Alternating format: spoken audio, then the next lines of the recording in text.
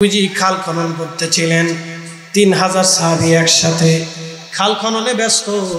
আল্লাহর নবী নিজেও মাটি কাটতেছিলেন, নিজে হাতে মাটি কাটেন, সাহাবীরাও মাটি কাটে। হযরত জাবের রাদিয়াল্লাহু আনহু দেখলেন আল্লাহর হাবিবের পেট মোবারকে কি যেন বাধা দেখা যায়। কাছে এসে বলেন, হুজুর আপনার পেট মোবারকে কি যেন বাধা আছে, কি হয়েছে ইয়া রাসূলুল্লাহ? নবীজি বললেন, জাবের রে, ক্ষুধার যন্ত্রণা নিবারণ করার জন্য পেটের মধ্যে পাথর দিয়ে কাপড় দিয়ে বেঁধে রাখছি। বলে, হুজুর আপনি বলেন কি, আপনি কি খান নাই? আল্লাহর নবী বলেন, জাবের রে, আজকে 3 দিন হলো কোনো দানা পানি হয় নাই। জাবের চোখের পানি ছেড়ে দিয়ে বলেন, হুজুর বলেন কি, আগে কেন বলেন নাই? আপনার জাবের কি মরে গেছে? ইয়া রাসূলুল্লাহ, আপনি দাঁড়ান, আমি যাইতেছি আমার বাড়িতে চলে গেলেন হযরত জাবের। বিবিকে বললেন, বিবি ঘরের মধ্যে কি আছে? বলে, স্বামী এক ছাগল আছে আর একটা ছাগল আছে। বলতেছে, বিবি রে, আজকে 3 দিন রহমতের নবী ক্ষুধার্ত, পেটের মধ্যে পাথর চাপা দিয়ে রাখছে। আমি দেখছি, বিবি রে তুমি গম পিষো, রুটি বানাও, আমি ছাগল জবাই করে দিয়ে যাচ্ছি, রহমতের নবীকে আমাদের বাড়ি দাওয়াত দিব। বিবি বললেন, স্বামী গো একটু দাঁড়ান, দাওয়াত তো দিবেন বটে, আমার কিন্তু এক সার উপরে কোনো গুণ নাই। আল্লাহর হাবিবের সাথে অনেক সাহাবী কাজ করতেছে, আপনি কিন্তু প্রকাশ্যে দাওয়াত দিয়েন না, আল্লাহর নবীর সামনে গোপনে গোপনে দাওয়াত দিয়েন। সাহাবীরা যেন না জানে, যদি এত সাহাবীকে আপনি দাওয়াত দিয়ে দেন, আমার বাড়ি খাবার নাই, মেহমানদারি করা সম্ভব হবে না গো স্বামী আমার। হযরত জাবের বললেন, ঠিক আছে, আমি গোপনে দাওয়াত দিব, তুমি রুটি বানাও, আমি ছাগল জবাই করে দিয়ে যাচ্ছি, গোশত বানাই দিয়ে যাচ্ছি, রান্না বান্না করো, আমি রাসূলকে দাওয়াত দিয়ে নিয়ে আসবো। হযরত জাবের সব কমপ্লিট করে দিলেন, বিবি রান্না বান্না শুরু করে দিলেন। আল্লাহ রাসূলের দরবারে হযরত জাবের কানে কানে যে বলেন, ইয়া রাসূলুল্লাহ, জাবেরের বাড়ি আপনার দাওয়াত, আমার বিবি রান্না বান্না চলতেছে। নবীজি বললেন, যাবে রান্না হলে খবর দিও। রান্না শেষ হয়ে গেল, হযরত জাবের দৌড়াই গেলেন, ইয়া রাসূলুল্লাহ রান্না হয়েছে, আপনি আসেন। আল্লাহর নবী বললেন, জাবের তুমি যাও বাড়িতে, আমি আসতেছি। আল্লাহর নবীজি বললেন, সাহাবীরা রে, তোমরাও আসো, জাবেরের বাড়ি আমার দাওয়াত হয়েছে, আমি একা যাব না, তোমরা আমার সাথে আসো। আল্লাহর নবীজির সাথে এক একজন করে 3000 সাহাবীর সবাই রওনা দিয়ে চলে গেল। চিৎকার মেরে জোরে বলেন, আল্লাহু আকবার। জাবাল আবু সিরার সামনে হযরত জাবির রাদিয়াল্লাহু আনহুর বাড়ি। জাবাল আবু সিরার সামনে হযরত জাবির রাদিয়াল্লাহু আনহুর বাড়ি। যদি কোনোদিন যান তো যে দেখে আসবেন। হযরত জাবির রাদিয়াল্লাহু তাআলা আনহুর বাড়িতে নবীজি রওনা দিয়ে চলে গেলেন। হযরত জাবের দেখলেন প্রিয় নবী আসছে, আল্লাহর নবী রহমতের নবী জাবের রাদিয়াল্লাহু আনহুকে ডাক দিলেন। দেখলেন সাহাবীরা নবীজির পিছন পিছন জাবেরের বাড়ি উঠান ভরে গেছে। হযরত জাবেরের স্ত্রী ভয় পেয়ে গেলেন, হায় হায়, হলো কি? দাওয়াত দিলাম নবীকে, আমার তো এক গম, একটা মাত্র ছাগলের গোশত, তেমন তো আর কিছুই আমার ঘরে নাই, কি করে মেহমানদারি হবে? তিনি স্বামীরে ডাক দিলেন, স্বামী গো ভিতরে আসেন তো, করছেন কি আপনি? হায় হায়, সর্বনাশ করে ফেলছেন, আপনারা না কইলাম দাওয়াত দিবেন কানে কানে, আপনি এত মানুষ দাওয়াত কেমনে দিলেন? বলতেছে, স্বামী বিবি আমার কি দোষ? আমি তো কানে কানে দাওয়াত দিয়েছিলাম, কিন্তু রহমতের নবী নিজে একা আসতে পারে নাই, সবাইকে দাওয়াত দিয়ে নিয়ে আসছে, আমি কি করব? স্ত্রী বলতেছে, স্বামীর সর্বনাশ হয়ে গেল, আজকে এত মানুষের মেহমানদারি আমি কেমনে করাবো? জাবের বললেন, আল্লাহর হাবিবের কাছে যায় দেখি। নবীজি বলেন, জাবের রে, কি পরিমাণে? বলি, ইয়া রাসূলুল্লাহ, 1 সা গম আর একটা ছাগলের গোশত, এছাড়া আর কিছুই আমার ঘরে নাই গো নবীজি। নবী বলেন, জাবের চিন্তা করো না, আমি নবী নিজে হাতে আজকে সবাইকে মেহমানদারি করব। আল্লাহর নবী সাহাবী সিদ্দিক আকবর, হযরতে বেলাল, ওয়াইসাল কারনী, গাসরুল মালাকা হযরতে হামজালা, হযরতে তালহা, হযরতে আবু বকর, ওমর, উসমান, আলী, তালহা, জুবাইর, আব্দুর রহমান ইবনে আউফ, সাদ বিন আবি ওয়াক্কাস, আবু উবাইদা ইবনে জাররাহ, সাইদ ইবনে জুবাইর রিদওয়ানুল্লাহি তাআলা আলাইহিম আজমাইন, আশারে মুবাশশিরিন, খুলাফায়ে রাশিদিন, আসহাবুন নবী, আম্মা জানেরা জীবনের সব দিলেন। বলে আম্মা জানরা কি দিলেন? একজন স্বামীর খেদমতে সারাটা জীবন কাটিয়েছেন। আম্মা জান আয়েশা বলেছেন, এমন মাস চলে গেছে, মাসের পর মাস আমার রসুলের ঘরের মধ্যে চুলায় আগুন জ্বলে নাই। বলে নবী খেতেন কি? না খেয়ে ভাবে কেটে গেছে। আল্লাহর নবী, রহমতের নবী, পেটের মধ্যে পাথর বেঁধেছে। যদি কোনোদিন আপনি হজে চলে যান তো মদিনাতে যাবেন। মদিনা যাওয়ার পরে একটা জায়গা পাবেন, জায়গার নাম খন্দকের মাঠ। এই খন্দকের মাঠ দিয়ে, রাস্তা দিয়ে, খন্দক যেখানে, এখান দিয়ে এখন রাস্তা হয়েছে, কিন্তু সে পাহাড় এখনো আছে। পাহাড়ে একটা ছোট্ট মসজিদ আপনি পাবেন। এই মসজিদের উপরে বসে নবীজি দিক নির্দেশনা দিয়েছেন, নামাজ পড়েছেন। তার নিচে আর একটা মসজিদ আছে, মসজিদে হযরত সালমান ফার্সি। এইখানে সালমান ফার্সি বসে জিহাদের দিক নির্দেশনা দিলেন। তারপরে যে আর একটা মসজিদ আছে, মসজিদ আলী, এখানে হযরত আলী এবং ফাতেমা রাদিয়াল্লাহু আনহুমা, তারা দুইজন এখানে বসে বসে যুদ্ধের নেতৃত্ব দিয়েছিলেন। তার একটু দূরে আগাইয়া খন্দকের যে পাহাড় আছে, পাহাড়ের পিছনে আর একটা পাহাড় আছে, জাবাল আবু সিলা। যদি কোনোদিন যান, আপনাকে পরিচয় করাই দিলাম, জাবাল আবু সিলা। হযরত জাবের রাদিয়াল্লাহু আনহুর বাড়ির সামনে দিয়ে যাবেন, জাবাল আবু সিলা। জাবাল আবু সিলাতে একটা ছোট্ট গুহা আছে। এই গুহার ভিতরে নবীজি একাধারে 3 দিন 3 রাত সিজদায় পড়ে কেঁদেছিলেন। শুধু তার আওয়াজ ছিল এটা, ইয়া রব হাবিলি উম্মতি, আল্লাহ আমার উম্মত গুনাহ করে ফেলছে, আল্লাহ আমার উম্মতের উপায় কি হবে? 3 দিন 3 রাত পরে সিজদায় পড়ে কেঁদেছিলেন, ইয়া রব হাবিলি উম্মতি, ইয়া রব হাবিলি উম্মতি, আল্লাহ আমার উম্মতের উপায় কি হবে? আল্লাহ আমার উম্মতের উপায় কি হবে? 3 দিন পর্যন্ত রাসূল খাবার খান নাই। 3 দিন পর্যন্ত মদিনাতে নবীকে পাওয়া যায় না। আমাদের জন্য কেঁদেছে, আমাদের জন্য কেঁদেছে, আমাদের মায়ায় পড়ে নবী কেঁদেছে, আমাদের ভালোবাসায় কেঁদেছে। মা যেমন কলিজার ভিতর থেকে, মা যেমন কলিজার ভিতর থেকে সন্তানকে ভালোবাসে, আমার নবীজি আমাদেরকে কলিজার ভিতর থেকে বেশি ভালোবাসতেন, মায়ের থেকে বেশি ভালোবাসতেন। যদি বিশ্বাস না করেন, তারিখ ও সিরাতের ভিতরে আসছে, হযরতে সাইয়্যিদা আমিনা রাদিয়াল্লাহু আনহা তিনি নিজে বলেছেন হালিমাতুস সাদিয়া রাদিয়াল্লাহু আনহার কাছে, হালিমা রে, তুমি জানো না তুমি কাকে নিয়ে যাচ্ছ আমার কোল থেকে? ওরে হালিমা, তুমি আমার সন্তানের পরিচয় তুমি জানো না? হালিমা, তুমি কাকে নিয়ে যাচ্ছ আমার কোল থেকে? হালিমা রে, আমার সন্তান মুহাম্মদ আমিন যেদিন আমার কোল থেকে, আমার রেহেম থেকে দুনিয়াতে এসেছিল, হালিমা আমি শুধু নূর দেখেছিলাম, নূরের আলোতে সিরিয়ার রাজপ্রাসাদানি পরিষ্কার দেখেছিলাম। হালিমা আমি আরো দেখেছিলাম আমার এই সন্তান আমার রেহেম থেকে দুনিয়াতে আসার পরে আমি দেখলাম আমার সন্তান, দুনিয়ার অন্য অন্য সন্তানরা কান্না করে, কিন্তু আমার এই সন্তানকে আমি সেজদারত অবস্থায় দেখেছিলাম।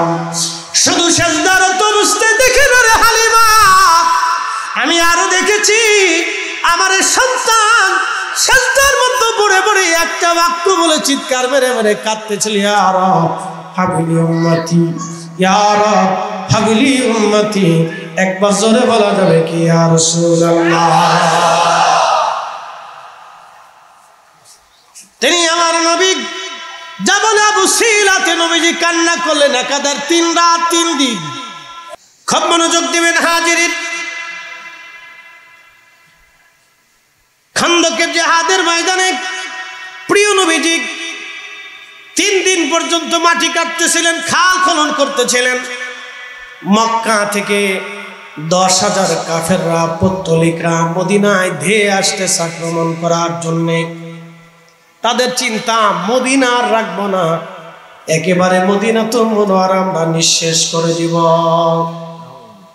10,000 কাফির অস্ত্র শস্ত্রে সজ্জিত হয়ে মদিনার দিকে ধেয়ে আসতেছে। আল্লাহর নবী বোট বসলেন, সাহাবায়ে কেরাম পরামর্শ দিতে লাগলেন। বয়োবৃদ্ধ সাহাবী হযরত সালমান ফারসি রাদিয়াল্লাহু আনহু, যিনার বয়স হয়েছিল 250 বছর, 250 বছর পর্যন্ত তিনি হায়াত পেয়েছিলেন। সালমান ফারসি রাদিয়াল্লাহু আনহু 250 বছর পর্যন্ত দুনিয়াতে বেঁচে ছিলেন। প্রিয় নবী আসার বহু বছর আগে তিনি জন্ম নিয়েছিলেন। ওনার ইসলাম গ্রহণের ঘটনা অনেক বড় বিরল। শত শত বছর উনি গির্জায় গির্জায় কাটিয়েছেন আল্লাহ পাওয়ার জন্য, কিন্তু আল্লাহ পান নাই। ওনার জীবনের শেষ, একেবারে শেষ যিনি পাদ্রী, তার বাড়ি ছিল ইরান। ইরানের কোন এক গির্জাতে তিনি জঙ্গলের ভিতরে, সেই গির্জা, এই গির্জার ভিতরে তিনি প্রায় 30 বছর এই পাদ্রীর খেদমত করেছেন। পাদ্রী মারা যাবে, সালমান ফারসি রাদিয়াল্লাহু আনহু তখন বৃদ্ধ হয়ে গেছেন, চুল দাড়ি পর্যন্ত পেকে গেছে। সালমান ফারসি রাদিয়াল্লাহু আনহু ওই পাদ্রীকে বললেন, পাদ্রী আপনি তো এখন মারা যাইতেছেন, আপনি আমাকে এমন একজন পাদ্রীর ঠিকানা দেন যার খেদমতে গেলে আমি আখিরাত পাবো। ওই পাদ্রী ডাক দিলেন, সালমান, সারা পৃথিবীতে তন্ন তন্ন করে আমি বুজুর্গ কোন পাদ্রীর সন্ধান আমার কাছে নাই। সালমান রে, এমন কোন বুজুর্গ পাদ্রীর সন্ধান আমি তোমাকে দিতে পারবো না সারা দুনিয়াতে, যার কাছে গেলে তুমি আখিরাত পাবে। তবে তাওরাত, জবুর আর ইনজিলের বিধান মোতাবেক, নিদর্শন মোতাবেক সালমান, সময় ঘনিয়ে গেছে, তুমি যদি পারো আখিরি নবী রাহমাতুল লিল আলামিন দুনিয়াতে তশরিফ আনবে, তুমি তার কাছে যে কালেমা পড়ে তার সাথী হয়ে যাও। সালমান ফারসি বললেন, পাদ্রী আখিরি নবী আসবে, কোথায় গেলে তাকে পাওয়া যাবে? আমার তো ওই নবী দরকার। বলতেছে, শোনো, কোন দেশে আসবে আমি জানি না, তাওরাত আর জবুর আর ইনজিলের নিদর্শন অনুযায়ী যে অঞ্চলে বেশি পরিমাণে খেজুরের বাগান হবে ওই দেশে আখিরি নবী আসবে। আর শোনো, আমার নবীজির নিদর্শন হলো তিনি সদকা খাবে না, কিন্তু হাদিয়া গ্রহণ করবে। আর একটা নিদর্শন তুমি তার মধ্যে পাবা, পবিত্র পৃষ্ঠ মুবারকে নবুয়তের একটা মোহর তুমি পাবা, কবুতরের ডিমের মতো পিঠ মুবারকে একটা মোহর যদি দেখো, তাহলে বুঝবা সালমান তিনি আখিরি নবী। যদি তুমি পারো ওই নবীকে খুঁজতে খুঁজতে পাও, যদি ওই নবী তুমি পেয়ে যাও সালমান, তাহলে তোমার জীবন ধন্য হয়ে যাবে।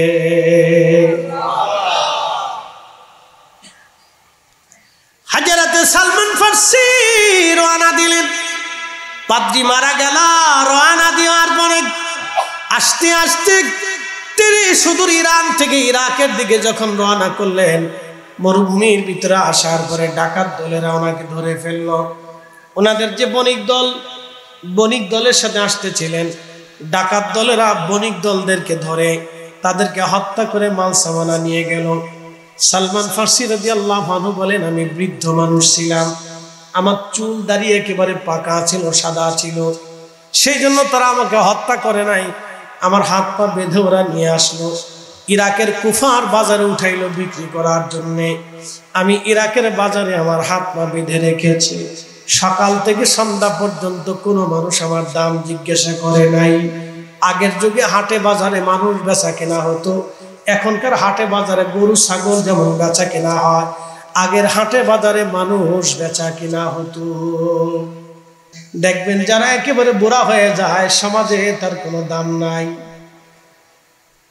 পরিবারেও দাম নাই, দোকানেও দাম নাই। বলে কারণ কি? শোনেন, সারা জীবন মনে রাখবেন, আপনি যখন বৃদ্ধ হবেন, আবার অসুস্থ হবেন, পরিবারের কাছে আপনার কোনো মূল্য নাই। ছেলেরা বলবে বাবা খিটখিট করে বেশি কথা বলে, বেটার বউ বলবে বাবা আমার শ্বশুর আব্বা বৃদ্ধ হয়ে গেছে, একেবারে খালি বেশি কথা বলে, ঘন কথা বলে। তখন তার কাছেও ভালো লাগে না, স্ত্রীর কাছেও ভালো লাগে না, ছেলে মেয়েদের কাছেও ভালো লাগে না। বৃদ্ধ হয়ে গেলে ভালো লাগে না, জগতের নিয়ম। গরু যখন বুড়া হয়ে যায় গরুর মালিক তাড়াতাড়ি বিক্রি করে দেয়। এটা একেবারে এই কষাই নিয়ে এটাকে জবাই করে গোশত বানাইয়া বিক্রি করে দেয়। এই জন্য বুড়া হওয়ার আগে সম্বল গুছায় রাখবেন। খুবই মনোযোগ দিবেন। হযরত সালমান ফারসি রাদিয়াল্লাহু তাআলা আনহু তিনি বলতেছেন, আমি একদিন খেজুর গাছের মাথায় উঠলাম গাছ পরিষ্কার করার জন্য। এমন সময় দেখি আমার যিনি মালিক ছিলেন, মালিকের ছেলের বন্ধু দুইজনে গাছের নিচে দাঁড়ায় দাঁড়ায় গল্প করে শুনছো। আমাদের মদিনাতে একজন নবী আসছে, আমার রসুলের নাম ধরে তারা হাসি তামাশা করতেছিল, ঠাট্টা করতেছিল। সালমান ফারসি কাজ বন্ধ করে দিয়ে কান পেতে পেতে কথা শুনতে লাগলেন আর চোখের পানি ছেড়ে ছেড়ে কাঁদতে লাগলেন। আল্লাহ, তুমি আমাকে এমন জায়গা নিয়ে আসছো, গোলামির বন্ধন দিয়ে দুনিয়াতে নিয়ে আসলা, কিন্তু গোলামি দিয়ে নিয়ে আসছো রসুলের দরবার পর্যন্ত। আমার কত বড় ভাগ্য ভালো, আখিরি নবীর সন্তান আমি সালমান ফারসির নসিবে এসে গেল। দিদারে মুস্তাফার জন্য, সাহাবাতে রাসূলের জন্য তাদের ত্যাগের কোনো শেষ ছিল না। আর আমরা বিনা ত্যাগে পাইছি, বিনা ত্যাগে জন্মসূত্রে আল্লাহ আমাদেরকে নবীর উম্মত বানিয়ে দিলেন। তো এই নবী আসছে, আমি খুশি হব না তো খুশি হবে কে? কথা কন না কেন? আমার জিন্দেগিতে আমি খুশি হব না তো খুশি হবে কে? আমার জীবনে ঈদ আসবে না তো ঈদ আসবে কার? কি কথা কন না কেন? হযরত সালমান ফারসি রাদিয়াল্লাহু আনহু বলেন, আমি সব কিছু ঠিকানা নিলাম, সন্ধ্যাবেলা মালিকের কাছে গেলাম, মালিক আপনি আমার একটু ছুটি দেন। কোথায় যাবি সালমান? বলে আমি বৃদ্ধ মানুষ, মদিনার বাজার থেকে ঘুরে আসি। আমি বাগান থেকে কিছু খেজুর কেটেছিলাম, খেজুরগুলি নিয়ে রওনা করলাম। মালিক আমার ছুটি দিল, চলে গেলাম খুঁজতে খুঁজতে মেজবানে রাসূল হযরত আইয়ুব আনসারী রাদিয়াল্লাহু তাআলা আনহুর বাড়ি। যেতে যেতে দেখলাম পূর্ণিমার চাঁদ মাঝখানে বসে আছে আর চারিপাশে নক্ষত্ররা বসে আছে। পূর্ণিমার চাঁদ মাঝখানে বসা, চারিপাশে নবীজির চারপাশে নক্ষত্রগণ বসে আছে। আমি আস্তে করে চুপচাপ বসে গেলাম। আল্লাহ নবীজি মেহবুবে আলা নবী কথাবার্তা শেষ করলেন। আমি খেজুরগুলি সামনে নিয়ে বললাম, ইয়া রাসূলুল্লাহ, আপনার জন্য কিছু সদকা এনেছি, কবুল করেন সদকা। আমার উস্তাদ পাদ্রী বলেছিল, সালমান নবীজির বৈশিষ্ট্যের ভিতরে একটা বৈশিষ্ট্য হলো তিনি সদকা খাবে না, কারণ নবীদের জন্য সদকা খাওয়া হারাম, দান খাওয়া হারাম, এবং আহলে বাইতে রাসূল যারা ছিলেন তাদের জন্য সদকা খাওয়া হারাম। আল্লাহু আকবার। হাসিটা দিয়ে নামটা বললেন সালমান। আমি রাসূল সদকা খাই না, সদকা আমাদের জন্য হারাম। জোরে বলা যাবে কি মারহাবা? সালমান ফারসি মনে মনে খুশি, একটা পেয়ে গেলাম, বাকি দুইটা এখনো আছে। পরের দিন আবার আসলেন, আবার মালিকের বললেন, মালিক আমার একটু বিদায় দেন। কোথায় যাবি সালমান? একটু ঘুরে আসি, আমি বৃদ্ধ মানুষ, ভালো লাগে না। একটু ডানমাম বলিয়া সালমান ফারসি চলে আসছেন। আসার পরে সালমান ফারসি আবার বসে গেলেন। পরের দিন ওই খেজুরগুলি হাতে দিয়ে বলেন, ইয়া রাসূলুল্লাহি, ইয়া হাবিবাল্লাহ, নবীজি আজকে আমি আপনার জন্য হাদিয়া এনেছি, হাদিয়া। আল্লাহ নবী বললেন, সালমান হাদিয়া নবীদের জন্য হালাল, তুমি হাদিয়া এনেছো, এটা আমি গ্রহণ করতে পারি। আল্লাহ নবী খেজুর গ্রহণ করলেন। সালমান ফারসি বিরাট খুশি, তার জীবনে ঈদ এসে গেল। ঈদ, আল্লাহু আকবার। জীবনে কি এসে গেল? ঈদ এসে গেল। সালমান ফারসি বললেন, আমি কাজ ফাঁকি দিয়ে দিনের ভাগে রওনা দিই, দরবারে মুস্তাফাতে চলে গেলাম। আমি যাওয়ার পরে দেখি নবীজি বসে আছেন, সাহাবায়ে কেরাম সামনে বসা। আমি আজকে আল্লাহর হাবিবের পিছন মোবারকে বসে গেলাম।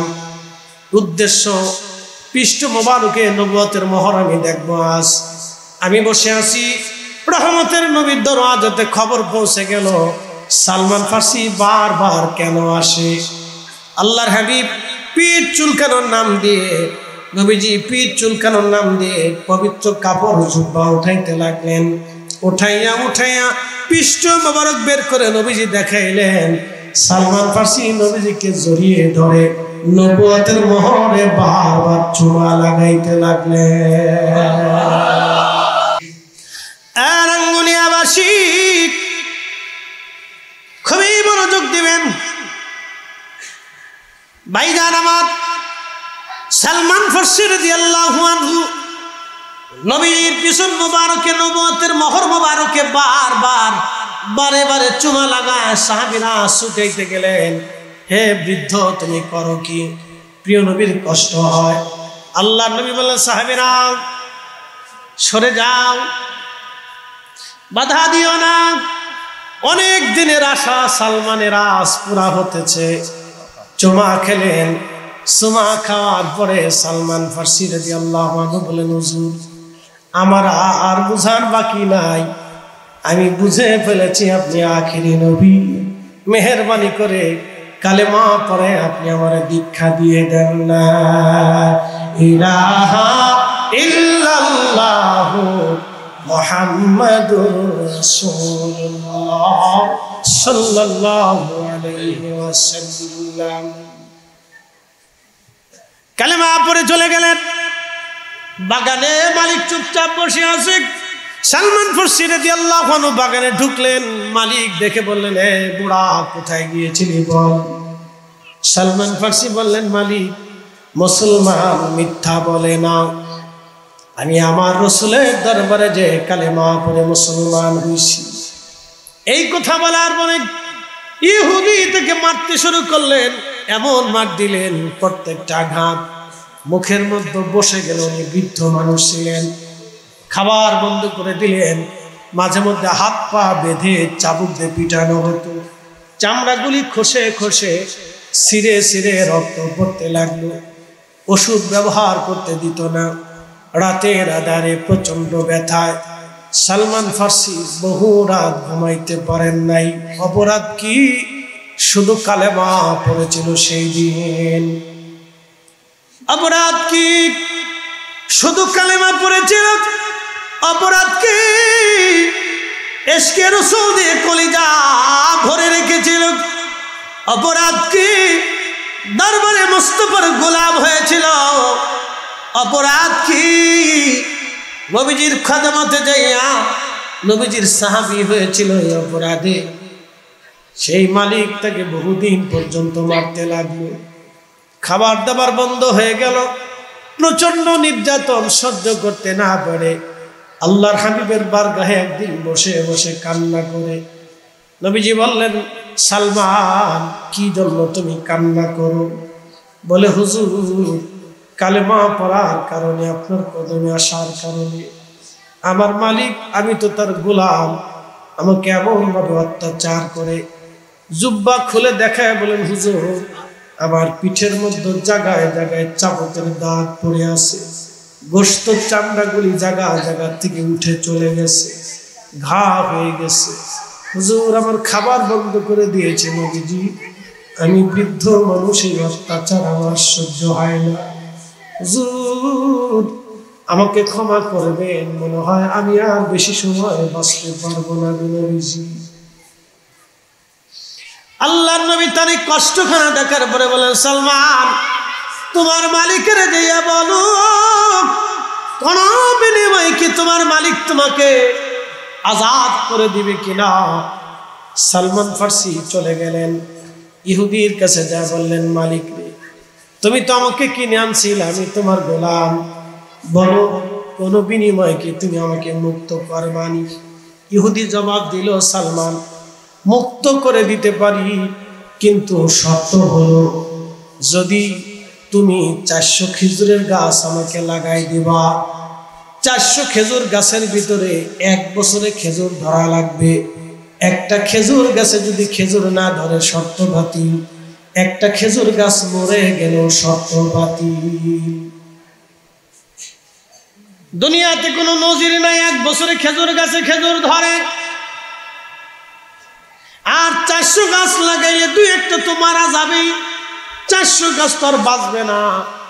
সালমান ফার্সি নবীর দরবারে বসে কাঁদে। আল্লাহর নবী বললেন, সালমান তুমি কাঁদো কেন? বলে, হুজুর আমার মালিক আমাকে এমন শর্ত দিয়েছে, আমি সালমানের পক্ষে এই শর্ত পালন করা সম্ভব না। বলে, কি শর্ত বলো?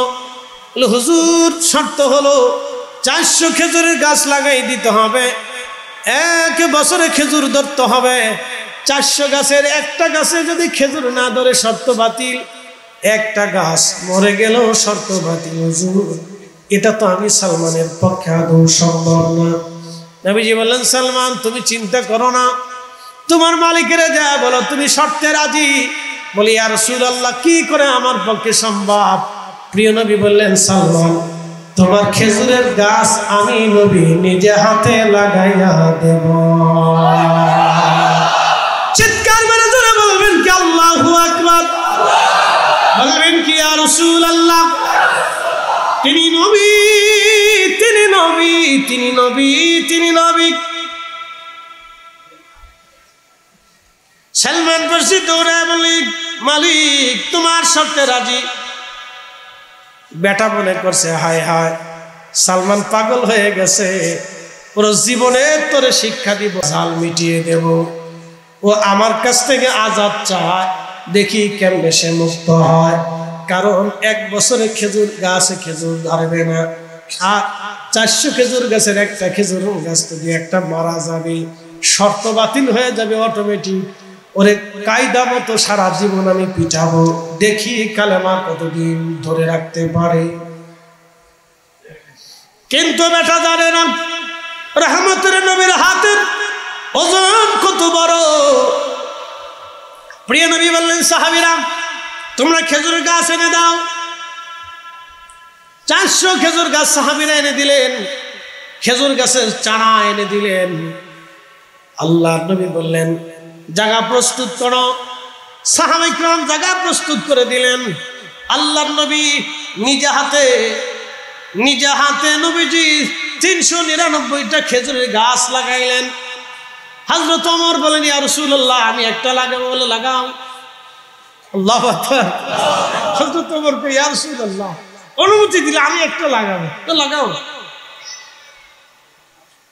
399 গাছ প্রিয় নবী লাগাইলেন, হযরত ওমর একটা লাগাইলেন। কিছুদিন পরে সালমান ফার্সি দৌড়ে এসে বলেন, হুজুর সর্বনাশ হয়ে যাইতেছে। কেন, কি হয়েছে? হযরত ওমর যে গাছ লাগাইছিল এই গাছটা শুকনা শুকনা হয়ে গেছে। একসাথে বলবেন আল্লাহু আকবার। হযরত ওমর যে গাছ লাগাইছে এই গাছটা শুকনা শুকনা হয়ে গেছে। আল্লাহ নবীজি নিজে গেলেন, ওই গাছ উঠাইলেন, আবার লাগাই দিলেন। মুক্তাসর হবে না, এগুলি আমাদের বোঝাটা অত্যন্ত জরুরি, বুঝে যাওয়াটা দরকার। সালমান ফার্সি রাদিয়াল্লাহু আনহু খুশি হয়ে গেলেন, সাহাবীরা খুশি। রোম সাম্রাজ্য, পার্সিয়ান সাম্রাজ্য বিজয় হবে ঠিক। আল্লাহর মেহবুবের ইন্তেকালে 30 বছর পরে হযরত ওমরের জমানাতে রোম সাম্রাজ্য বিজয় হলো। নবীজির যেই দিন খন্দকের ময়দানে ঘোষণা দিয়েছিলেন তার 30 বছর পরে হযরত ওমরের জমানাতে পার্সিয়ান সাম্রাজ্য বিজয় হলো, রোম সাম্রাজ্য বিজয় হলো। একবার জোরে বলা যাবে কি মারহাবা? ঠিক হয়েছিল, নবীজি যা বলেছিলেন তাই হয়েছিল। বাম হাত মুবারক রুটির পাত্রের উপরে প্রিয় নবী রাখলেন, 3টে রুটি বিসমিল্লাহ বলে বের করলেন, জাবেরের হাতে দিলেন। তরকারির পাত্রে হাত দিলেন, 1 চামচ তরকারি এনে রুটির উপরে দিলেন। আল্লাহর নবী জাবেরকে বললেন, জাবের রে সবার সামনে খাবার পৌঁছাও। এইভাবে দিতে দিতে দিতে দিতে 3000 সাহাবীর সামনে 3টা করে রুটি চলে গেল। যেমনি কোন মনে হয় আপনার বাড়িতে এরকম 2-1 ঘটছে, জোরে বলেন সুবহানাল্লাহ। জাবের ঘোড়ার পিঠে চড়িয়ে ডাক দিছে, মদিনাবাসী তাড়াতাড়ি আসো, মানুষ আসলো আরো 15,000। একসাথে বলবেন আল্লাহু আকবার। মহিলা বাচ্চা কাচ্চা দিয়ে আরো 15,000 মানুষ আসছে। রুটি গেল আরো 45,000, সুবহানাল্লাহ বলেন। চামচ গেল আরো 15,000। হযরত জাবের বললেন, দেওয়া শেষ হয়ে যাওয়ার পরে আল্লাহর নবীজি 3টা রুটি নিলেন। একটা রুটি বেশি নিলেন না, 3টা রুটি নিলেন আর তরকারি নিয়ে বললেন, জাবের যা খাবার আছে সব তোমার। হযরত জাবের বললেন, পাত্রের কাপড় উল্টে দেখলাম যা আছে তাই, কমেও নাই বাড়েও না। মুসলমান, মানুষে খাবে কোনো নিষেধ নাই, যে কোনো উদ্দেশ্য দিয়ে নেক নিয়তে মানুষে খাবেন। ছাগল জবাই করে খাওয়াবেন, গরু জবাই করে খাওয়াবেন, মহিষ জবাই করে খাওয়াবেন, দুম্বা ভেড়া উট জবাই করে খাওয়াবেন। দরবারে সুন্নতে মুস্তাফা, সুন্নতে সাহাবা, কি কথা কন না কেন, ঠিক কিনা? উনিশে বেদাতের ফতোয়া দিস, বুজুর্গানে আলাইহিস সালাম ফতোয়া দিলেই মেনে নিলাম। রান্না করে খাওয়াবেন, রুটি খাওয়াবেন, বিরিয়ানি খাওয়াবেন, মিষ্টি খাওয়াবেন, জিলাপি খাওয়াবেন। আমরা নাম দিছি জিলাপি হুজুর। আমরা সুন্নি নাম বাদ দিয়ে দিছি, আমরা বলি সিন্নি। আচ্ছা হুজুর, আমি মালয়েশিয়া গেছি, এই গাউসিয়া কমিটির ভাইটা মাহফিল করছে। শেষ করার পরে চাইনিজদের প্রথম মসজিদ মালয়েশিয়ার মালাক্কাতে, প্রথম মসজিদ চাইনিজদের, কয়েকশো বছর বয়স হবে। ও চাইনিজদের সেই মিনারা এখনো আছে, যে মিনারার দ্বারা আজান দিত, এটা এখনো আছে। একবারে সেই পুরাতন মসজিদ, চাইনিজরা যে বাড়িঘর করে না, ওই স্টাইলে করা মসজিদ, খুব সুন্দর লাগছে। তো নামাজ শেষ করে মসজিদের বাহিরদের সামনে আগায় দেখি ডেকসি। আমরা বাংলাদেশি ডেকসি আছে না, ডেকসি। আমি বললাম, ভাই ডেকসি তাবারক রান্না, মারহাবা বলবেন না? কি রান্না হয়? তাবারক, খাবার খাওয়া। চাইনিজ মালাক্কার, চাইনিজদের প্রথম মসজিদ মালয়েশিয়াতে। প্রবাসীর আমার ওয়াজ শুনবে আমি জানি, আপনারাও যারা মালয়েশিয়াতে যায় তাদের কাছে জেনে নেবেন। প্রথম মসজিদ মালয়েশিয়ার চাইনিজদের মসজিদে গেলাম, বলে রান্না হয়, মুসল্লিদেরকে তারা খাবার খাওয়ায়, তাবারক খাওয়ায়, নামাজ পড়তে গেলে খাবার খাওয়ায়। আমি আর ওই সামনে লোকেরা বসে আছে, সামনে দেখলাম কলা, অনেক কলা। আমি জিজ্ঞেস করলাম, কি ব্যাপার, কলা কেন? এখানে মুসল্লিরা যারা নামাজ আসে তাদেরকে কলা খাওয়ানো হয়। কলা তাদের দেশে কলা খাওয়ানো হয়, আমাদের দেশে জিলাপি খাওয়ানো হয়। এই জন্য আমরা হইলাম জিলাপি হুজুর, আর মালয়েশিয়ান হুজুররা হলো কলা হুজুর। আমরা জিলাপি খাওয়াই, এর লেগে আমরা হচ্ছে জিলাপি হুজুর। আর এরা যে কলা খাওয়ায় ওরা কলা হুজুর, আর আরবে খেজুর খাওয়ায় ওরা হলো খেজুর হুজুর। তার মানে বোঝা গেল আমাদের দেশে এই আমাদের জিলাপি, তাবারক, সিন্নি নিয়ে যারা ট্রোল করে, এর যারা বিরোধিতা করে, সব কটা মস্তিষ্কের ভিতরে অসুস্থতা আছে। এই সবাই রোগী, এদেরকে বেশি করে সিন্নি খাওয়া রোগ সারাইতে হবে। কথা কন না, ঠিক কিনা? অসুস্থ বেমারি, সিলেটকে বেমারি, অসুস্থ। হ্যাঁ, অসুস্থ না হলে কেউ খাবার নিয়ে ট্রোল করে না। এক ধরনের অসুস্থতা। আল্লাহ এদেরকে সুস্থ করুক, আমরা দোয়া করি, বলেন আমিন।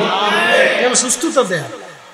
আল্লাহ রসুল খাবার খাওয়াইলেন, 3000 সাহাবী খাইলো, মদিনার মানুষে খাইলো, হাজার রুটি চলে গেল। অথচ রুটি মাত্র 1 সা গমের রুটি, আর একটা ছাগলের তরকারি দিয়ে, গোশতের তরকারি দিয়ে 54,000 চামচ চলে গেল। সারা মদিনার মানুষ খাইলো। কি আশ্চর্য! জাবের রাদিয়াল্লাহু আনহু সেই মেহমানদারির কথা তারিখে সিরাতে ইমাম ইবনে কাসির আল বেদায়াতে কত চমৎকার করে আইনে کرام লিখে রাখছেন। তার বাড়িটাও এখন অক্ষত অবস্থায় রেখে দেওয়া হয়েছে। সেই স্মৃতিস্বরূপ খন্দকের সেই মসজিদে রেখে দেওয়া হয়েছে। সেই স্মৃতিস্বরূপ তার মেহমানদারির কথাও কিতাবের ভিতরে কত চমৎকার করে লেখা আছে। যদি কোনোদিন মদিনাতে যান তো ঘুরে ঘুরে দেখে আসলে আত্মতুষ্টি আসবে, মনের শান্তি আসবে। আর এই আমার ওয়াজের কথা মনে পড়বে যে হুজুর ওয়াজ করছেন। তখন ওয়াজ কানের ভিতরে বাজবে, যে ওয়াজের সাথে বাস্তবতার কি মিল রে? হ্যাঁ, আমি দেখে দেখে ওয়াজ করতেছি, না দেখে ওয়াজ করতেছি না, এবার দেখে দেখে ওয়াজ করতেছি। প্রিয় উপস্থিতি আমার, আল্লাহ আমাদেরকে মানুষের বেশি বেশি খাওয়ানোর তৌফিক দিক বলেন আমি খাওয়াইবেন। রসুলের এসকে আমি খুশি হবো না তো খুশি কি হবে? আল্লাহ নবী আসছেন, আমি খুশি হবো না তো কে হবে? আমি তার জন্য বাড়ি সাজাবো না তো কে সাজাবে? আমি তার জন্য আনন্দিত হব না তো কে হবে? আমি তার জন্য এসকে ছাগল জবাই করে এই তাবরুক রান্না করে মানুষের খাওয়াবো না তো কে খাওয়াবে? আমরাই তো খাওয়াবো, কথা কান না, ঠিক কিনা? আমরাই তো খাওয়াবো, তো কে খাওয়াবে? শয়তানে খাওয়াবে জীবনে? ও তো এটা বন্ধ করতে খুশি, এ বন্ধ করতে পারলেও খুশি। ও যে কি জ্বলা জ্বলে জানেন, ও জ্বলতে জ্বলতে শেয়ার করে ওরে বরফ মেরে ঠান্ডা করতে হবে, যে জ্বলা জ্বলে বাপ রে বাপ, ও সিপাই সিপাই সিপাই সিপাই জ্বলে। আল্লাহ আকবার। আল্লাহ আমাদেরকে ইশকে রাসূল দিয়ে আমাদের কলিজাকে আল্লাহ জিন্দা বানাই বলেন আমিন। এটা মনে রাখবেন সারা জীবন। সাহাবায়ে কেরামের জিন্দেগি যদি দেখেন আপনি আশ্চর্য হবেন। আহা, জীবনের সব দিয়ে দিয়েছে সাহাবীরা। আপনি বুঝছেন 3 দিন মদিনাতে কোনো খাবার ছিল না, কি খাবে কিচ্ছু জানে না, কিন্তু রসুল জিহাদের জন্য ডাক দিছেন, সেই ইশকে সব সাহাবীরা পাগল করা হয়ে গেছেন। বাড়ি ঘর, খাবার দাবার, বেচা বিক্রি, সংসার সব ছেড়ে দিয়েছিল, সব ছেড়ে দিয়েছিল। এইভাবে তাদের জীবন পার হয়েছে। আমি মহান সাহাবায়ে কেরামের জিন্দেগি নিয়ে আপনাদের সামনে উপস্থাপন করলাম। আল্লাহ আমাদেরকে এই মানে কিনে বলিয়ান করে দিক, আমরা যেন বেশি পরিমাণে আল্লাহর পথে রসুলের ইশকে আমরা যেন অর্থ ব্যয় করতে পারি। এই যে আপনারা অর্থ ব্যয় করছেন না, ও অর্থ দিছে কে? না, একসাথে বলেন, কে দিছে? রিজিক কে দিছে? আল্লাহ দিছে, আল্লাহ দিছে। তাহলে আমরা খাওয়াই? আমি ভাবছিলাম যে বাংলাদেশের মানে দরবারগুলিতে খাওয়া, এমনি না। মালয়েশিয়াতে হুজুর গাউসে পাকের আওলাদের দরবার কোন জায়গায় জানেন? আমি হেনও গেছি, আজকে দেখতেই হবে। সাগরের দ্বীপে পোলাও বুসার মালাক্কা থেকে স্পিড বোটে যাইতে সাগরের দ্বীপের ভিতরে মালাক্কা যে সাগর প্রণালী আছে, এই প্রণালীর মাঝখানের দ্বীপ। এই দ্বীপের ভিতরে হুজুর গাউসে পাকের আওলাদ সুলতানুল আরিফিন শাইখ ইসমাইল বগদাদি আল হাসানি আল হুসাইনি রাহিমাহুল্লাহের মাজার। হুজুর গাউসে পাকের কলিজার টুকরা একজন সন্তান সুলতানুল আরিফিন হযরত ইসমাইল বগদাদি, হুজুরের সরাসরি আওলাদ, ছেলে ছেলে কলিজার টুকরা সন্তান। কালেমার দিন, কালেমার বীজ বপন করার জন্য সুদূর মালয়েশিয়ার মালাক্কার সেই সাগরের দ্বীপের ভিতরে ঘুমিয়ে আছেন এখনো। প্রত্যেক জুমার দিনে আর রবিবারে সরকারি ছুটির দিনে হাজার হাজার মানুষ ওইখানে যায়। আমি ওইখানে যাই দেখি মেহমানদারির ব্যবস্থা। বললাম ব্যাপার কি? এইখানেও প্রত্যেক জুমার দিনে খাবার খাওয়ায়, প্রত্যেক দিনে রান্না বান্না চলে, মেহমানরা আসলে খাবার খাওয়ায়। ওখানেও যাই দেখি কলা, আমি কলা খেয়ে কলা খাওয়ায়, কলা হুজুর এখানেও আছে। খালি ফতোয়া বাংলাদেশে। ওই মসজিদের মুয়াজ্জিনকে আযানের আগে আমি সালাতু সালাম কোরআন শরীফ তেলাওয়াত করতে দেখছি, খালি ফতোয়া বাংলাদেশ। ইস, ধর্ম চলে গেছে, ফতোয়া মানতেছে, ধর্ম শেষ, বেদাত সৃষ্টি হয়ে গেছে। ইস, উনি বেদাত সৃষ্টি হয়ে গেছে। এটা পতিতালয় বন্ধ করতে পারো নাই, সুদের কারখানা বন্ধ করতে পারো নাই, ঘুষের কারবারি বন্ধ করতে পারো নাই, জুলুম বন্ধ করতে পারো নাই, অন্যায় বিচার বন্ধ করতে পারো নাই। এই আজ পর্যন্ত লক্ষ লক্ষ যুবকরা নেশা করে ধ্বংস হয়ে যাইতেছে, আজ পর্যন্ত কোনো নেশার গদিতে আগুন লাগাইতে পারি নাই। আমরা এসে মিলাদুন নবীর জুলুস বন্ধ করতে, আমরা এসে মিলাদুন নবীর মাহফিল বন্ধ করতে, আমরা এসে তাবারক খাওয়া বন্ধ করতে, আমরা এসে ফাতিহা বন্ধ করতে, আমরা এসে দোয়া বন্ধ করতে, আমরা এসে নবীর দুরূদ সালাম বন্ধ করতে। আমরা আল্লাহ এই টেন্ডার দেয় নাই, আমাদেরকে আল্লাহ জমিনে দিয়েছে অন্যায় বন্ধ করার জন্য, ইনসাফ প্রতিষ্ঠিত করার জন্য। কথা বলেন ঠিক কিনা? যে কাজ আল্লাহ দিয়েছে এই কাজ করতে পারি না, করি উল্টাটা।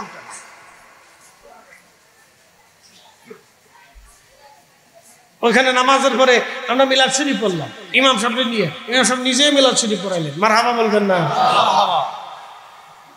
জিয়ারতের সময় আমরা মিলাদ শরীফ পড়লাম, তো দেখলাম অলিদের দরবারে কিছু পাগল থাকে, ওইখানেও দেখলাম কিছু মানুষ। আরে এটা আধুনিক মালয়েশিয়ার ভিতরেও দুনিয়া বিরাগী কিছু মানুষ এসে তাসবিহ তাহলিল জিকির বিকিরে বসে দিচ্ছে। আমি বললাম সর্বনাশ এখানেও আছেন? হ্যাঁ এখানেও আছে। আল্লাহু আকবার। প্রিয় ভাই আমার, তখন আমি বুঝলাম ওইখানে দাঁড়াইয়া যে ওলিদের তবকা কোনোদিনও বন্ধ হবে না, কোথাও না কোথাও থেকে আল্লাহ বের করে নিয়ে আসবে। ওলির দরজা বন্ধ হবে না, ওলি চলমান থাকবে, যে যতই চেষ্টা করুক কাজ হবে না, এটা থাকবে। ওনাদের হুজুর সারা দুনিয়া ব্যাপী। প্রিয় ভাই আমার, এই জন্য কুলসিরু ফিল আরদ, দুনিয়া ঘুরে ঘুরে দেখো, দুনিয়া ঘুরে ঘুরে দেখো। আমরা অনেক সময় গজল বলি ওলি আল্লাহর বাংলাদেশ, শুধু বাংলাদেশ ওলিদের না, সারা পৃথিবী ওলিদের। কি কথা কর না কেন? সারা দুনিয়া ওলিদের। ওলি যেখানে গেছে ইসলাম সেখানে গেছে। একসাথে বলবেন আল্লাহু আকবার। ওলি যেদিকে গেছে ইসলাম সেদিকে গেছে, ওলি যেদিকে গেছে ইসলাম সেদিকে গেছে। সারা দুনিয়া ওলি, সারা দুনিয়া ওলিদের, শুধু বাংলাদেশ না, সারা দুনিয়া ওলিদের। আল্লাহ সে ওলিদের পথে আমরা কবুল করুন, বলেন আমিন। চলবে, এগুলি সারা দুনিয়াতে আছে। ও কে কি ফতোয়া দিলে ওগুলো দরকার নেই, টাইম মেলা। মাহফিল চলবে না? না, একসাথে বলে মাহফিল চলবে। মিলাদুন নবী সাল্লাল্লাহু আলাইহি ওয়াসাল্লামের মাহফিল চলবে। একসাথে বলেন, হাত উঁচু করে বলেন চলবে, চলবে। ও কারো ফতোয়া দেখার টাইম আমাদের সুজাইছে। হিসাব বিনা দলিল আল্লাহ, বিনা দলিলে আল্লাহ, কোন দলিল, বিনা দলিল আল্লাহ। আল্লামা ইমাম ফখরুদ্দিন রাজি রহমতুল্লাহ সে ঘটনার মতো, ওনার এই অসুস্থতা এসে গেল, খুব মুমূর্ষ অবস্থা। এই সময় শয়তানের সাথে বহস শুরু হয়েছে। শয়তান এসে ইমাম ফখরুদ্দিন রাজি দলিল দাও আল্লাহ এক। ইমাম ফখরুদ্দিন রাজি দলিল দিচ্ছেন, শয়তান খণ্ডন করতেছে। শুনবেন, শয়তানে কিন্তু যুক্তি সুন্দর, খালি খণ্ডন খণ্ডন খণ্ডন খণ্ডন খণ্ডন, দলিল খণ্ডন, দলিল খণ্ডন খণ্ডন করতে করতে পেরেশান হয়ে গেছে। যত দলিল দেয় শয়তান খালি খণ্ডন করে, যত যুক্তি দেয় তত যুক্তি খণ্ডন করে। ইমাম ফখরুদ্দিন রাজি পেরেশান হয়ে গেছে। আল্লামা নজরুদ্দিন কুবরা রাহিমাহুল্লাহ তিনি মুরাকাবায় বুঝতে পারলেন সর্বনাশ, ফখরুদ্দিন রাজির শয়তান বিপদে ফেলতে যাচ্ছে। তখন তিনি অজু করতেছিলেন, বললেন অজুর পানি আনো তাড়াতাড়ি। অজুর পানি আনাইলেন, অজুর পানি নিক্ষেপ করে দিয়ে বললেন, ফখরুদ্দিন তুমি বলো বিনা দলিল আল্লাহ। একসাথে বলবেন আল্লাহু আকবার। কোন দলিলে? বিনা দলিল আল্লাহ, বিনা দলিল আল্লাহ। পানি এসে বলল আল্লাহু আকবার। পানি এসে ইমাম ফখরুদ্দিন রাজির মুখে পড়ার পর হুশ ফিরে আসলো। শয়তান বিনা দলিল আল্লাহ, কোন দলিল লাগবে না। শয়তান দৌড়ায়, কাহা পারলাম না, আজকে পারলাম না রে, বিনা দলিল আল্লাহ। তা আমার কাছে বিনা দলিল আল্লাহ। নাস্তিকরা এসে বলবে তোমার আল্লাহ এক, দলিল কি? দলিল লাগবে না রে বেটা, বিনা দলিল আল্লাহ। কি কথা বল না কেন? সাহাবীরা দলিল চাই নাই, পিঠের চামড়া উঠে ফেলছে কাফেররা। হযরত বেলালের পিঠের চামড়া উঠেছে, খাব্বাবের পিঠের চামড়া উঠেছে। ওয়াসিল কারণের খোদাই খোদাই সারা জীবন চলে গেছে। হযরত সালমান ফারসির পিঠের গোশত উঠিয়ে ফেলছে। সাহাবা ইকরামের জীবন চলে গেছে, জিন্দেগি চলে গেছে, স্ত্রী পুত্র পরিজন ছেড়েছে, জমি জমা ছেড়েছে, বাড়িঘর ছেড়েছে। বিনা দলিল আল্লাহ, দলিল লাগে না, বিনা দলিল আল্লাহ, বিনা দলিলে রাসূলের গোলামি নিছে। কথা কন না ঠিক কিনা? দলিল লাগবে না। আমরা বিনা দলিলে রাসূলের গোলামি চাই, হিসাব সহ। বিনা দলিলে রাসূলের গোলামি চাই। নবীর গোলামির জন্য আবার দলিল লাগবে কে? নবী নিজেই দলিল। কি কথা কন না কে? রাসূল নিজেই দলিল। রাসূলের গোলামির জন্য দলিল কেন? নবী নিজেই হুজ্জত, তিনিই দলিল। আল্লাহ নিজে বলেছেন আমিনু, ঈমান আনো বিল্লাহি, আল্লাহর উপরে, ওয়া রাসূলিহি, নবীর উপরে। তা আল্লাহ নিজেই রাসূলকে হুজ্জত বানিয়েছেন, দলিল বানিয়েছেন। তিনিই হুজ্জত, তিনিই দলিল। আর নতুন দলিলের দরকার, উনি নিজেই দলিল। প্রিয় উপস্থিতি, সময়ের স্বল্পতা, রহমতের নবীজি বললেন হযরত আদম সফিউল্লাহ আলাইহিস সালাতু ওয়াস সালামের পবিত্র সেকেমে নূরে মুহাম্মাদি দেওয়ার পরে, নূরে মুহাম্মাদি আসার পরে আদম আলাইহিস সালামের ভিতরে নূর আসবে। এই জন্য কোন উম্মতের কলিজায় যদি ইশকে রাসূল না থাকে, হুব্বে রাসূল যদি না থাকে তার জীবনের কোনো কিছুই নাই, 4 পয়সাও তার মূল্য নাই, 4 পয়সাও তার মূল্য নাই, 1 আনাও তার জিন্দেগির মূল্য নাই। নামাজের মূল্য নাই, রোজার মূল্য নাই, নেকির মূল্য নাই, জিকিরের মূল্য নাই, হজের মূল্য নাই। যদি ইশকে রাসূল না থাকে, ইশকে রাসূল যদি থাকে, হজ করবেন মঞ্জুর হয়ে যাবে, নামাজ পড়বেন কবুল হয়ে যাবে। ইশকে রাসূল থাকবে না, আপনার কোনো কিছুই রবের দরবারে কবুল হবে না, কিচ্ছু কবুল হবে না, না কিচ্ছু হবে।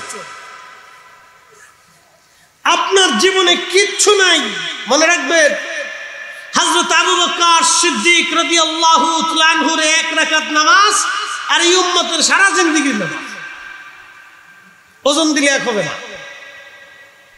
হযরত ওমরের 1 রাকাত নামাজ আমাদের সারা জীবনের নামাজ, ওজন দিলে ওজন এক হবে না। হযরত উসমানের 1 রাকাত নামাজ আমাদের সারা জীবনের নামাজ, এক পাল্লায় দিলে এক হবে না। সাহাবে আজমাইনের যে কোনো একজন সাহাবীর 1 রাকাত নামাজ আমাদের সারা জীবনের নামাজ, এক পাল্লায় দিলেও এক হবে না। কিন্তু তারপরেও সাহাবীরা ইশকে রাসূলে এমন ভাবে তারা দিতেন, নিজের জীবনের সব কিছু দিয়ে আল্লাহর নবীকে তারা ভালোবাসতেন। কথা বলেন ঠিক কিনা? সব কিছু দিতেন, সব দিয়ে দিতেন, কিছু রাখেন না, কোনো কিছু রেখেছে। পবিত্র ঈদে মিলাদুন নবী সাল্লাল্লাহু আলাইহি ওয়াসাল্লাম উদযাপন কমিটির সকল সম্মানিত সদস্যবৃন্দ, এলাকার গণ্যমান্য ব্যক্তিবর্গ, আশেপাশে বাজারের সকল ব্যবসায়িক বৃন্দ, সম্মানিত মুরব্বী, কলিজার টুকরো যুবক, পর্দানিশীল আমার সম্মানিত মা বোনেরা, মাইকের আওয়াজ যত দূর যাচ্ছে সকলকে মোবারকবাদ। শুকরিয়া সে মহান রবের আলিশান আসমানে, যিনি অনেক বড় দয়ার এহসান করে এই অঞ্চলের বহু মানুষ থেকে বাছাই করে যাচাই করে আল্লাহ তার বেহেশতের বাগানের ভিতরে জান্নাতি পরিবেশে আপনাকে এবং আমাকে আসার এবং বসার সুযোগ করে দিয়েছেন। সেই জন্য মনিবের আসমানে শুকরাতান একসাথে মহাব্বতের সাথে বলি আলহামদুলিল্লাহ। শুকরিয়া করি সে মহান রবের আলিশান দরবার ইলাহিতে, যিনি 1.25 লক্ষ নবী আলাইহিমুস সালাম, মতান্তরে 2,24,000 নবী আলাইহিমুস সালাতুস সালাম। আল্লাহ কোন নবীর উম্মত বানান নাই, আমাদেরকে এমন একজন নবীর উম্মত হিসেবে আল্লাহ পছন্দ করেছেন। আল্লাহ নিজে পছন্দ করেছেন। একসাথে বলেন, কে পছন্দ করেছে? আল্লাহ নিজে পছন্দ করেছেন। ভালো করে শোনেন, আদম আলাইহিস সালাতুস সালামকে আল্লাহ সৃষ্টি করলেন। আপনারা জানেন তাকে আল্লাহ মাটি দিয়ে বানাইলেন। আব, আতশ, খাক, বাত, মাটি, আগুন, পানি, বাতাস, 4টি পদার্থ দিয়ে আদম আলাইহিস সালাতুস সালামের বডি, দেহ মুবারক আল্লাহ সৃষ্টি করলেন।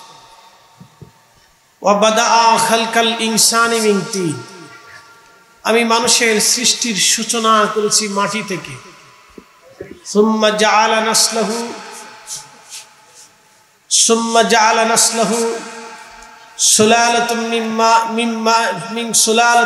মাইন মিন মাহিদ। আমি মানুষের বংশধারা, উপধারা, নসল আমি আল্লাহ সৃষ্টি করেছি মানুষের শরীর থেকে নির্গত নির্যাস মাহির, ধাবমান এক পানি থেকে। প্রিয় উপস্থিতি, এরপরে আল্লাহ রাব্বুল আলামিন পবিত্র রূহকে আমাদের বডির ভিতরে আল্লাহ সেট করে দিয়েছেন। আদম আলাইহিস সালাতুস সালামকে আল্লাহ সৃষ্টি করলেন। সৃষ্টি করার পরে আদম আলাইহিস সালাতুস সালামের বডির ভিতরে আল্লাহ রূহ প্রদান করলেন। রূহ সৃষ্টি করার পরে, রূহ দেওয়ার পরে রূহ ফিরে আসলে। জিজ্ঞেস করলেন, রব তুমি কেন ফিরে আসলে? বলে, হে মালিক, আপনি এমন একটি স্থানে আমাকে পাঠিয়েছেন যেখানে শুধুই অন্ধকার। ভালো করে বুঝবেন, নজদি পন্থী যারা আছে তারা এটা বিশ্বাস করে না, তারা অনেক কিছুই বিশ্বাস করে না। এই কথাটা আমি লিখিনি, মোল্লা আলী কারি মাক্কি রাহিমাহুল্লাহ আল মাউরিদির মধ্যে লিখছেন। রুহু মোবারক দেওয়ার পরে পবিত্র নূর মোবারক দেয়, এই মাইক যেমনি সেমনি রাখেন, বারবার লড়াইয়ের নাই কেন। পবিত্র নূর মোবারক রুহু মোবারক ফিরে আসার পরে আল্লাহ জিজ্ঞেস করলেন, কেন ফিরলে? বলে, রাব্বি যেখানে পাঠাইছেন শুধুই অন্ধকার, আমি অন্ধকার ভিতরে কি করে থাকবো? আল্লাহ বলেন, আলোর ব্যবস্থা করতেছি। পবিত্র নূরে মুহাম্মাদি সাল্লাল্লাহু আলাইহি ওয়াসাল্লাম হযরত আদম সফিউল্লাহর পবিত্র পেশানিতে আল্লাহ দিয়ে দিলেন। তো কি হলো? পেশানিতে যখন আল্লাহ দিলেন তো হলোটা কি? পেশানিতে যখন আল্লাহ দিয়ে দিলেন, পেশানিতে দেওয়ার পরে যখন পবিত্র নূর মোবারক পেশানিতে দিলেন, তখন আদম আলাইহিস সালাতু ওয়াস সালামের পুরা বডিতে নূর আসলো, আলো আসলো। এখান থেকে একটা কথা সারা জীবন মনে রাখবে, কোন মানব জীবনের 4 পয়সা মূল্য নেই, কোন মানব জীবনের 4 পয়সা মূল্য নেই, 1 পয়সা মূল্য নেই। আবার বুঝেন, এই মানব জিন্দেগির 4 পয়সা, 1 পয়সা, 1 কানা, 1 চুল পরিমাণ মূল্য নেই। যদি এশকে রসুলের নূর, হুব্বে রসুলের নূর যদি তার অন্তরের মধ্যে না থাকে, তাহলে এই মানুষের 4 পয়সা মূল্য নাই। কথা বলেন ঠিক কিনা? মাইকম্যান, প্রথমে যেইভাবে রাখছিল সেইভাবে রাখো, আমার এত টোন মন বাড়াইতে হবে না, যেমনি ছিল ওইভাবে রাখো ভাই, আগেরটা ভালো ছিল। লাড়ালাড়ি করে না, শেষে তোমার দুর্নাম হয়ে যাবে না। কারণ আমরা প্রত্যেক দিন 2-3টে করে প্রোগ্রাম করা লাগে, তো এই শুরু হয়েছে একবারে রমজানের 8 দিন পর্যন্ত চলবে। রমজানের 8 দিন পর্যন্ত চলবে। রমজান মাসটা একটু রেস্টে, তারপরের দিন থেকে শুরু হবে। এমনও ভাগ্য আছে ঈদের দিন হয়, হুজুর ঈদের দিন, হ্যাঁ ঈদের দিন। কি আশ্চর্য, ঈদের দিন মানুষও আসছে না, মানুষ বেড়াইতে আসবে, ও আসছে কি জ্বালার জ্বালা। পরে একদিন ঈদের দিন মাহফিল রেখে বাড়িওয়ালা তো খুব চেঁচাচ্ছে, তুমি ঈদের দিন মাহফিল রেখলে বাচ্চা কাচ্চার সময় দেবে না। আমি বলো যে আমি বলছি বেড়া রাজি হয়ে গেছে, তা রাজি হওয়ার পর আর না করতে পারি, না করলে বেজার হয়। আর কি করবো, আমি বিপদে পড়ে গেছি, মাইন কিছু করে পড়ে গেছি, আটকাই গেছি, আর ছুটতে নেই। এই জন্য প্রত্যেক দিন তো এটা যদি ঠিক না থাকে তাহলে বিপদ আছে। আমার এই কণ্ঠের বিরাট বড় দাম, অনেক দাম। শোনেন, হযরতে দাউদ আলাইহিস সালামকে আল্লাহ একটা কণ্ঠের মুজিজা দিয়েছেন। ইমাম ইবনে কাসির আল বিদায়াতে লিখছেন, উনি যখন জবুর শরীফ তেলাওয়াত করতেন তো 1 সুরে পড়তেন না, 70টা সুর দিতেন। আল্লাহু আকবার। না না, জোরে বলেন, জোরে বলেন। আমরা ওয়াজে 1 সুর দেই, আর উনি 70 সুর দিতেন। 70 সুরের মোহনায় পড়িয়া তো পশু পাখিরা ছটফট করে মারা যেত। আল্লাহু আকবার। আর ওনার উম্মত সারা রাত্র যে কেমনে পার হইতো কইতে পারতেন। এই জন্য সুর এটা আল্লাহর পক্ষ থেকে দেওয়া নিয়ামত। আল্লাহ রসুলের সামনে যখন হাসান বিন সাবিত নবীজির শানে নাত গাইতেন, তখন আল্লাহ রসুলের ভালো লাগতো, আল্লাহরও ভালো লাগতো। মারহাবা কর, আল্লাহরও ভালো লাগছে। সুর কি আমরা দিছি না আল্লাহ দিছে? আল্লাহ বেহেশতের ভিতরে আপনারা নিয়ে গান শোনাই, মমতাজের গান না, আবার এটি পাইবেন না, মমতাজের গান না, আল্লাহ বেহেশতের ভিতরে গান শোনাই। হুরেরা গান গাইবে, হুরেরা তো আপনার স্ত্রী, স্ত্রী স্বামীর সামনে গান গাবে, এত সুন্দর কণ্ঠ হবে আর এত চমৎকার গান গাবে, গানের মোহনে আপনি পাগল হয়ে যাবেন না, বুঝছেন? তো সুর আল্লাহ সৃষ্টি করেছে, তো এটার যত্ন করতে হয়। তো এই যত্ন করতে হলে মাইকম্যানের সাথে আমাদের সম্পর্ক রাখতে হয়। বিপদ আছে, ওর একটু ফার্ম ফুম দিয়ে যদ্দূর পারা যায়।